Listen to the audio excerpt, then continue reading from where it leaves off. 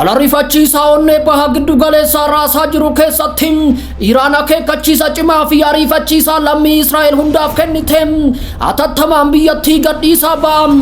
Haleellaan Iiraan irraa dhufaa jiru baay'ee hamaa ta'uu labsaniiru. Ajajni waraanaa Iiraan haleellaa haloo ba'uu fudhachuuf jirtu. Gamoo qofa osoo hin taane baankarii dhooqataa hunda, gaaddisa cimaa hundaa fi waan ija jabina qabu hunda akka barbadeessu labsaniiru.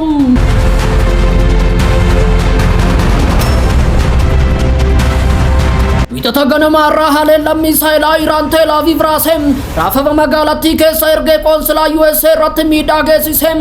Ambaasaaddarri USA Maayik Hambee akka himanitti gamoon kun kallattiin rukutamuu baatus dalga raafama dhoo'insa naannoo sana jiru irraa dhufeen fooddaa fi narbii walqixa raase balaa hamaan akka dhiyoo jiru ibse. Gama biraatiin ammoo guutuu Israa'el keessatti lakkoofsi namoota du'anii dabaleera. Iiraanii fi huutiin Yaman haleellaan Israa'el qindoominaa fi gadi fageenya naannoo Israa'el keessa rukutuu isaanii ganama kana yoo xiqqaate lubbuun namoota 8 darbuun himameera. Namoonni 90 ol madaa'uun gabaafameera. Kunis haleellaa hammaataa kallattiin balaa guddaa geessise keessaa isa tokko.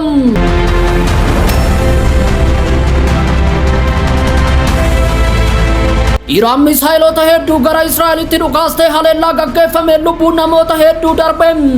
Waraanni bal'aan Israa'elii fi Iiraan gidduutti adeemsifamaa waqtii jiru kanatti haala dhiphisaa fi yaaddessaa keessa jira. Iiraan misaa'ilota hedduu gara Israa'elitti dhukaaste. Dhukaasni misaa'ilotaa kun naannoo garaa keessatti dhagahamaa jira. Ministeerri Israa'el akka jedhanitti haleellaan misaa'ilotaa kana booda sagaleen dhukaasaa kutaa biyyattii hunda keessatti dhagahamaa jira. Humni qilleensaa Israa'el ammoo sochii ittisaa cimaa gaggeessaa jira.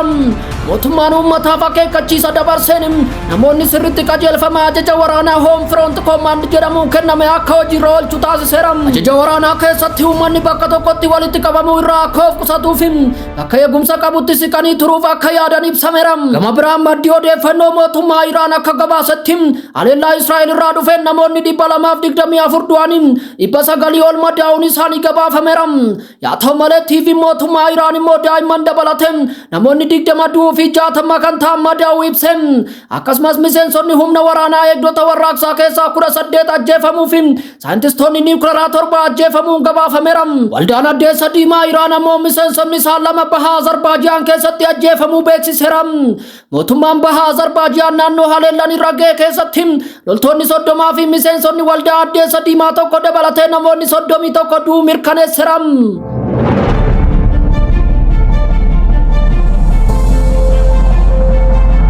Gama biraan imbaasiin Ameerikaa magaalaa Jerusalem keessatti argamu hojjettoonni isaa akka of eeggataniif yoo barbaadan biyyattii akka gadhiisan akeekkachiise.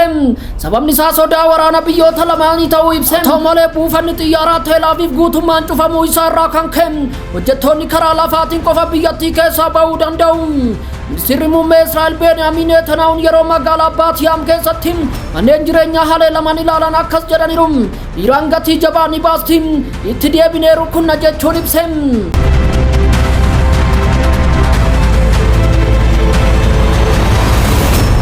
Yaaddoo waraanaa guddachaa dhufe gidduutti pirezidaantiin Iiraan Masuud Pezeshkiyan haleellaa xiyyaaraa Israa'el magaalaa guddoo Iiraanii fi bulchiinsa biroo hedduu irratti raawwattee hordofee akeekkachiisa cimaa kennaniiru. Pirezidaanti Pezeshkiyan bilbilaan ministeera muummee Iraaq Muhammad Shia al-Suudanii waliin taasisaniin Iraaq daangaa fi naannoo ishee eeguu akka qabdu gaafataniiru.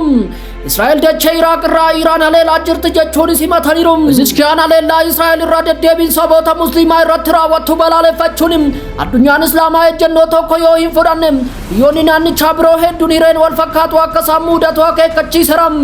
Mootummaan Israa'el galmee dukkanaa qaban Falastiin fi Libaanos irraa kaasee haga Sooriyaa fi Iiraanitti haalli hamaan kun fedhii waloo uummata musliimatii yoo dhaabbanne asitti dhaabbachuu hin danda'u jechuun akeekkachiise. Gama biraatiin guutummaa naannichaa keessatti wallabdeen dabalaa kan jiru yoo ta'u gareen diddaa Iraaqis boollan akeekkachiisa ifa ta'e Ameerikaaf kenne.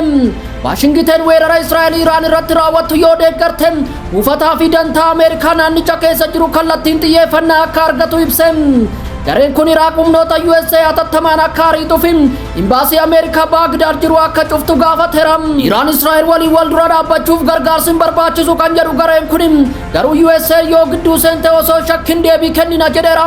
Oduu wal qabateen huutii Yaman kaleessa fi har'a misaayila baalaastikii fi haayiparsoonikii fayyadamuun Israa'el rukutaa jiraachuun dhagahame. Waraanni Israa'el Iiraanii misaayila naannolee hedduu irratti hojiirra oolchuu isaa mirkaneesse. Misaayilli Yaman irraa dhufe Herboon fi West Bank rukutuu ibse. Huutiin haleellaa kanaaf itti gaafatamummaa fudhachuu baatus hirmaannaan isaanii hammaachaa dhufuun wallabdee fuula hedduun guddachaa jiraachuu hubachiisa.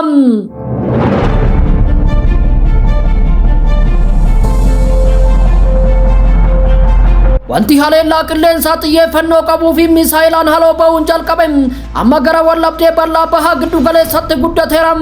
Israa'elii fi Iiraan qofa osoo hin taane humnoota bakka bu'oota kanneen akka Huutii Yaman keessa jiran hirmaachise. Israa'el amma sirna qilleensaa fi tarsiimoo ishee qoruun kallattii hedduu irraa haleellaan ishee muudachaa jira. Naannichi rukuttaa fi deebi'ee haleellaa dabalataaf yoo qophaa'u addunyaa yaaddoodhaan ilaalaa jirti. Wanti akka gaaddidduu waraanatti jalqabe amma abidda banaa ta'ee dhoo'eera. Abiddichi saffisaan babal'achaa jira.